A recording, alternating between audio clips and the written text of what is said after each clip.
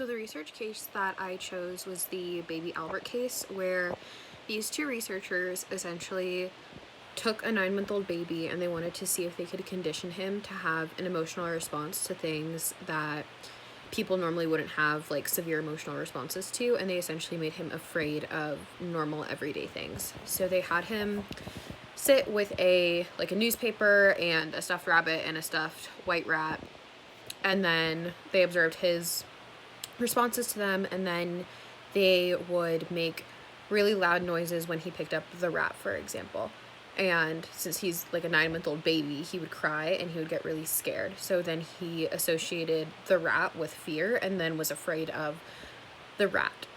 And then later he ended up being scared of, like, after the experiment was done, he was scared of things like Santa Claus's beard or furry coats because he associated that with the rat, and he associated the rat with that fear response.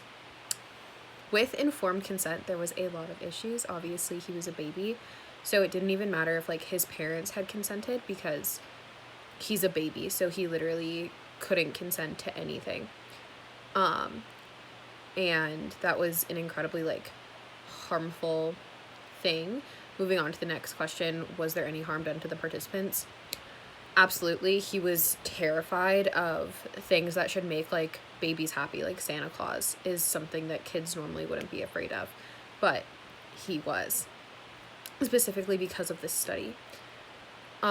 In my opinion, the violation of ethical standards was absolutely not worth it. In one of the articles that I was reading, they essentially said that it was a worthless study to do because, number one, of the like ethical violations, but number two, because there wasn't like a control group, there wasn't any sort of objective way for them to measure his responses. It was literally just these two researchers going, yeah, like this is what we think is going on and this is what we think is happening.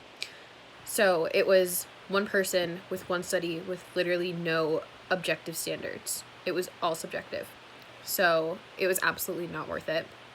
And so I think that how they could have collected their data by more ethical standards. Number one, by not trying to give people fears that they don't already have, because even if they were trying to do that to somebody who was a little bit older or even somebody who was an adult, like that's still something that is not easy to get over. And number two, by using adults and by using people who can give that informed consent as to what they're participating in versus a 9-month-old baby who is still developing and who has absolutely zero capacity to understand what's going on.